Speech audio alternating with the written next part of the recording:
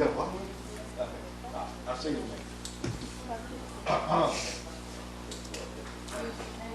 Is everybody else ready to get started? So how was your day today?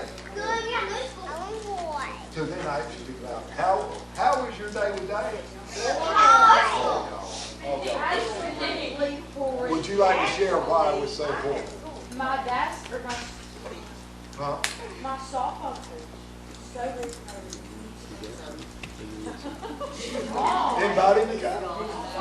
Mom, he ain't coming here. Mom. Oh my. Did you say you had a I had a great day. All right. So did everybody else have a great day other than Faith? I say that again.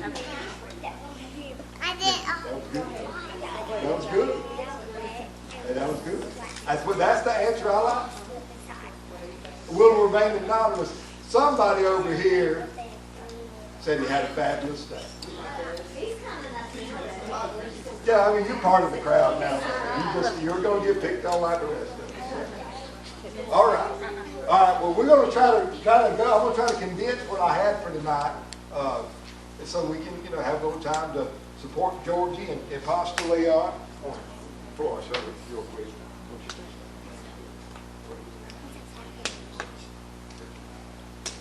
I just want that back to show you.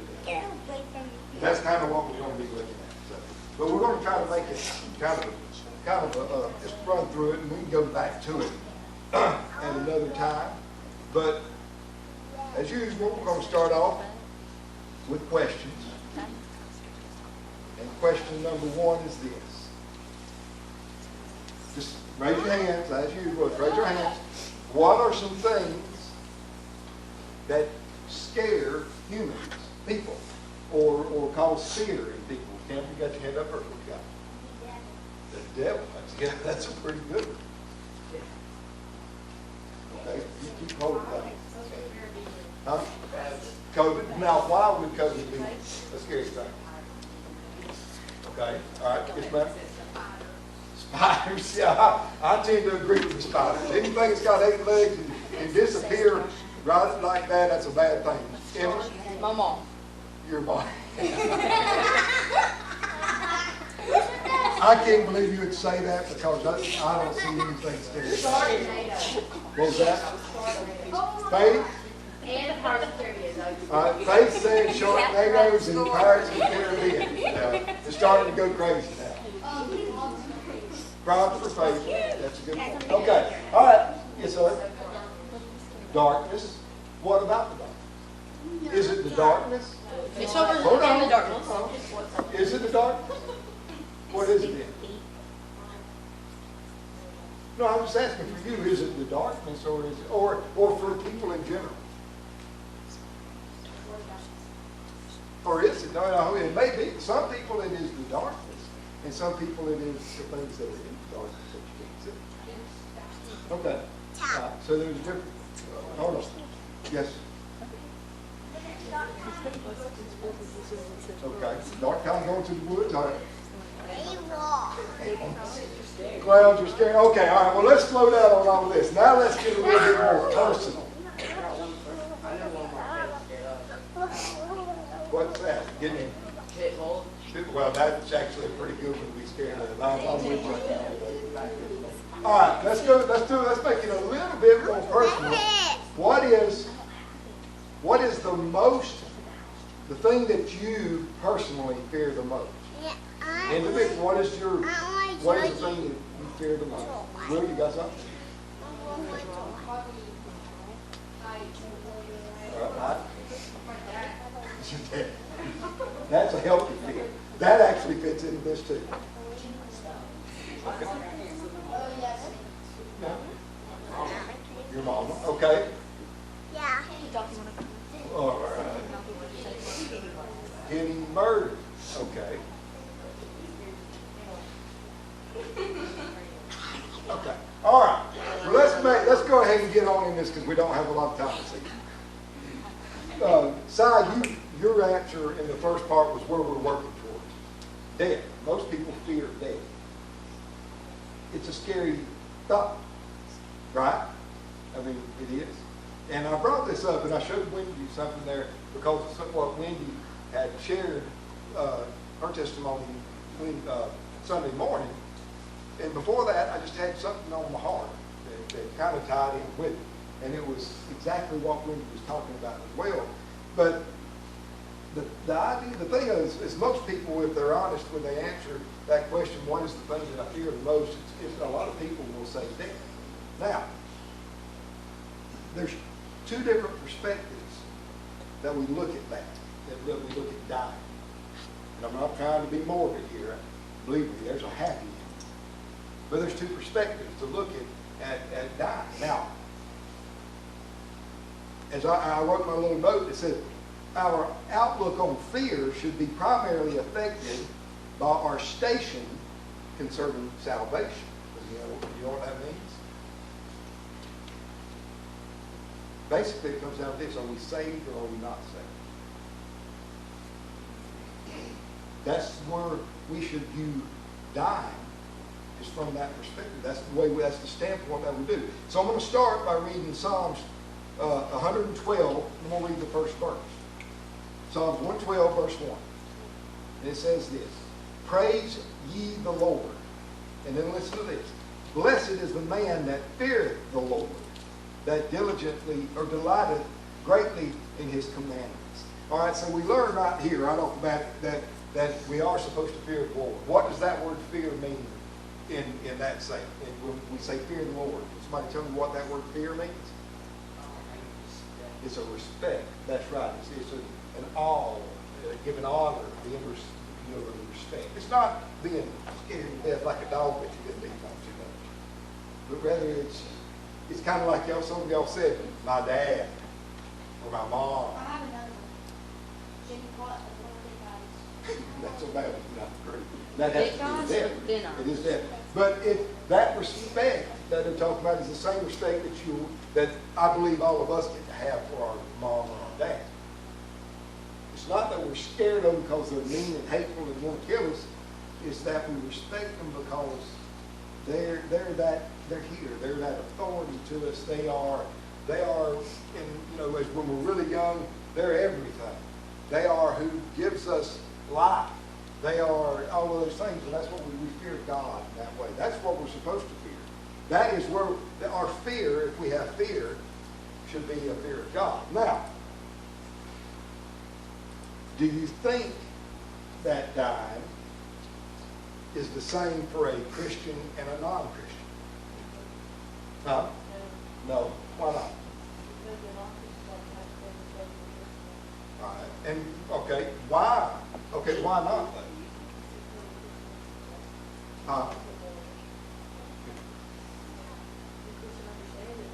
Understands it more? Okay.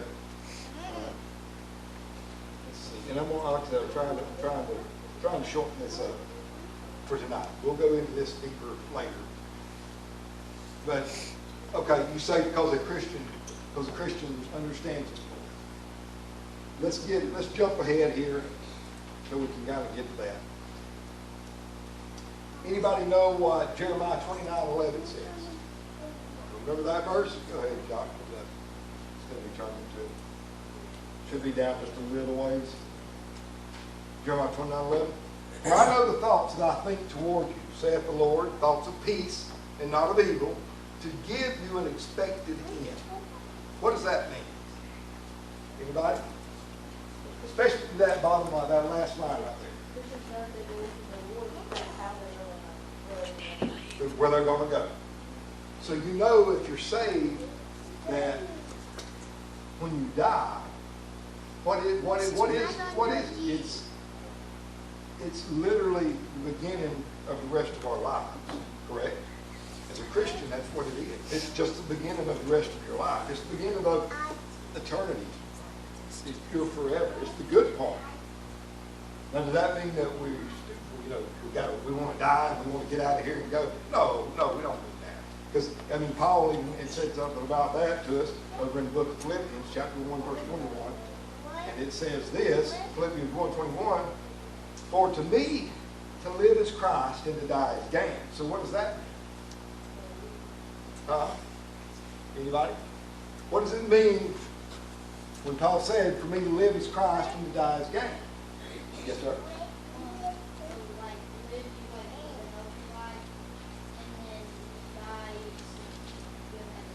Okay, all right. Yeah. So if Paul said for me to live is Christ, it means that if I'm going to be, all right, go ahead. And like to die gain something. You do gain something. If I live, if I stay on this earth, thank God it gives me an opportunity to tell more people about Jesus. That's what he's saying. He's saying that if, as long as the Lord lets me stay here and live in this life, the one thing that I'm going to do is I'm going to continue to tell other people about Jesus. Why, though? Why do I tell them about Jesus? Why do I want to tell other people about Jesus? Anybody? So they can have that same end that we have, right? The Bible does tell us that. Because the Bible, that's actually, that sounds like a mom right there. Because the Bible said so. That's why they're very good. And it is true. But it is because we love that. You know, if we're saved, when we have Jesus in our hearts, we love. The closer we get to Jesus, the more that we know about this Bible and about Jesus and all those things, the more we love other people. And not just the people that love us, but people that we don't even really know. We begin to have a desire that nobody should perish. Nobody should die and go to hell. But that everybody should die and go to heaven. Everybody should get that opportunity. We begin to do that. But so if I live, then I'm going to tell everybody about Jesus. But if I get to die, this is what Paul was saying. If I get to die, I'm going on a permanent vacation. I'm going to be in the presence of the one that I tell everybody about. And that's where I'm getting to go. And I'm trying, like I said, I'm trying to get here and just give y'all a little bit so I can get y'all going, or get y'all done here. And I'll go right over here to the conclusion. And I got it on here. I wrote down Hebrews 2:15. I want to read you this. And deliver them who through fear of death were all their lifetime subject to bondage. Now let me ask you this. Hebrews 2:15. And again, this is kind of because before you were saved. And I can remember, when I was young and being scared to die. I remember those things. I remember as a kid worrying about, I'm going to die from this or that or whatever. Whatever it might be, trapped under ice or spiders or thorns or murderers or whatever it may be. And as a kid, that active imagination could come up with all kinds of ways. But you see, part of the wonderful thing about being saved, about having a personal relationship with Jesus, is that I don't have to worry about that. Don't get me wrong, I still don't want to be trapped under ice, and I don't want to be ate by a bunch of spiders, and I don't want to be, scared by a vicious clown, and I don't want to be, I don't want those things to happen to me. I don't seek those. But it's kind of like Jeremiah said, I've got an expected end.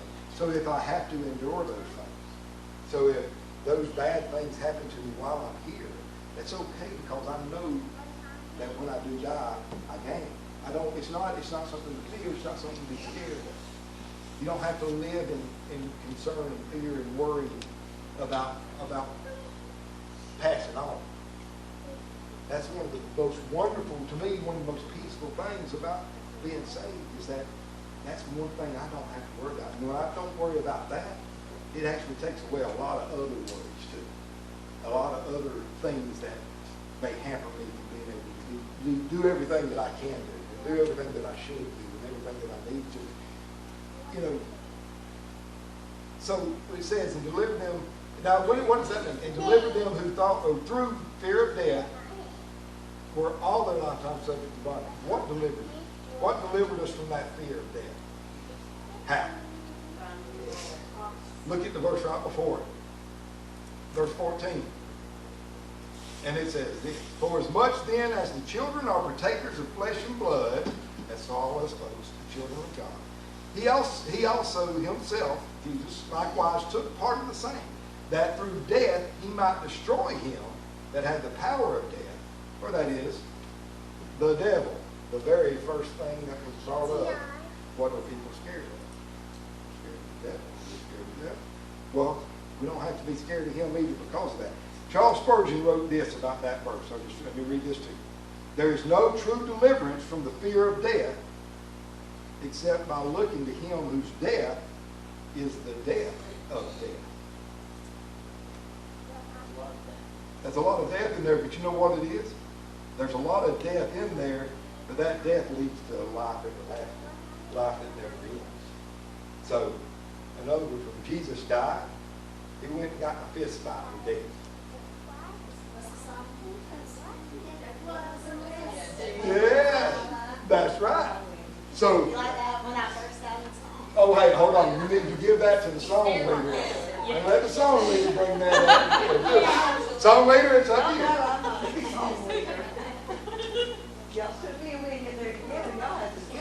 Right. Just so y'all know, we've got a special duet coming up from Sunday morning before long. Y'all might not want to be here. Y'all, we don't have to fear. You probably don't want to do that. We will run people Next off. thing, we're going to be sick that Sunday. I just added one thing to my list of fears right there that I'm not sure that I can overcome. Now, I don't think we can. hey, well, I'm drumming you up some business there. We're fixing to have an old-fashioned cat meeting, so I'm going to sing you out here. Okay, real quick, back. Hey, and this was what I wrote down on my little card Sunday morning. This is the one that kind of went back to what Wendy was talking about Sunday morning. In Psalms 116, verse 15, it says this: precious in the sight of the Lord is the death of his saints. Now, we never really usually think of death as something precious. But if the psalmist wrote those words, he wrote them because God inspired him to write those words. Not a word in this Bible, not at least the Bible part, is anything but the words that God inspired somebody to write down. Or in other words, it's the same as what he said. So he says that precious in the sight of the Lord is the death of the saints. Why is that? Why can he say that? Why is that? Why is it precious? You're going back to before the fall in the garden, before sin entered in the Garden of Eden, and we've talked about that. That relationship that God had with Adam and Eve. I like some shouting. All right. That relationship that God and Adam and Eve shared. When we die and we leave this world and we know Jesus as our Savior, we get to have that relationship restored once again. So it's precious to God that he is once again going to be restored. He's once again going to have a relationship with you and me like he had with Adam when he first created. And that's something that he longs for just as much as we should long for. It's better than your 20-year high school reunion. I know some of y'all got a little ways to go on that. A few of y'all might be past that a little ways.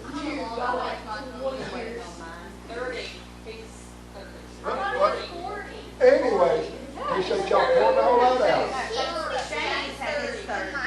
I just had my 30. All right, like I said, we abbreviated that Sunday night. We'll revisit it later. But, That's 48. what? All right, y'all don't got to hold up. Hold up. Y'all don't got to argue about how young I look.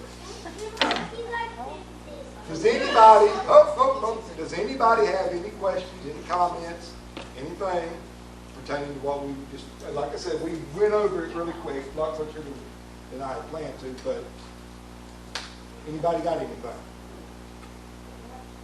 You got any questions, thoughts, comments, anything like that? Not yet. We're almost there. Well, here's what I'd like to end that little bit with tonight. If you've got a relationship with the Lord, if you're saved, then you know what I'm talking about. You don't have to fear. You don't have to look forward to it. You don't have to fear it. And as old Miss Freddie Whitehead used to say, which is hyper made over. Yeah. Death for us saints is simply no different than stepping over a broomstick. As you leave it here and you're in the presence of God. That's one of the things. Now, if you're not saved, then you got a good thing to fear. Death is fearsome. Fearful. And it should be. And if you got any questions about that or any concerns or anything, or you want to discuss that, any adult in there, I probably should be glad to talk to you about it. Feel free to talk to anyone. We'll see if we can figure out what you need to know. All right, no more questions, right? Not tonight? Y'all are a quiet bunch out. It's almost like I've got something to do. Really? Yeah. Really? Oh, well, I don't know that. No, I don't think it's that. I don't think half of them even know there's anybody back there. Wait, what? We got other kids. We got some extra kids in here tonight. I'm an adult. Yes. Yeah, all right. All right. What about prayer requests? Remember, Ryan, he had 2 in at North Brown, and his son said he was running a little bit of a fever this afternoon. They said that it was normal, but yeah, and they said it was normal, but I mean he's doing okay, but make sure You're nothing. right. That's a lot of work in one. Go ahead. Hey, now say it slow for everyone to hear.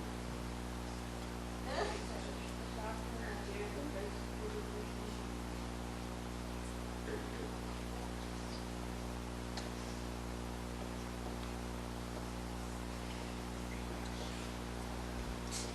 Hold on. I didn't get to write anything for her. Yes. Yes. Roger and Grant, very, very good. Mr. Roger is doing better. We appreciate his prayers. And Mama is healing and mending. Yeah, she did do some work today, but she is getting better and she is mending and she appreciates the prayers. Jared's cousin, her name's Morgan Thurman, she had some surgery yesterday. How's she doing? She's home, she was in a lot of pain, but when I talked to her earlier, she couldn't talk long, but she sounded better, so.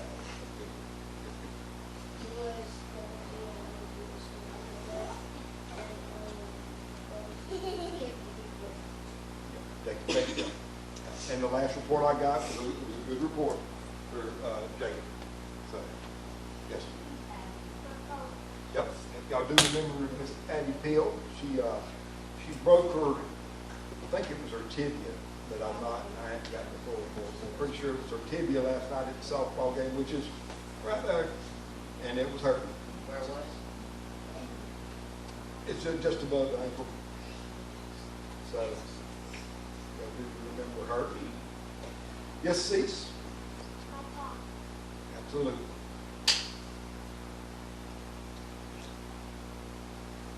Yes, ma'am. The high school boy is coming with me at me. Jacob Beckton. Absolutely. Yes, Cease?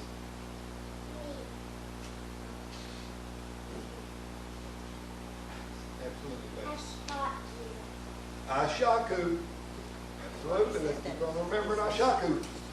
And for anybody that don't know, Ashaku is the Nigerian Christian pastor that the youth group has took on. And I guess it's been a little over a year now that we've been praying for it.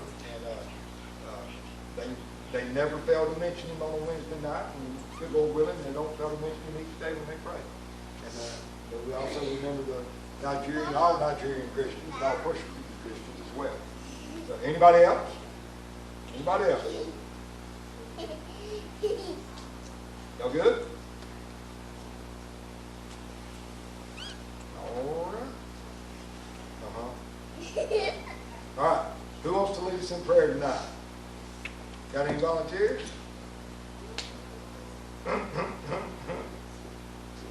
Got any volunteers? Do I got a pick? Do I got a pick? All right, Si, get right ahead. All right, y'all, let's bow our heads.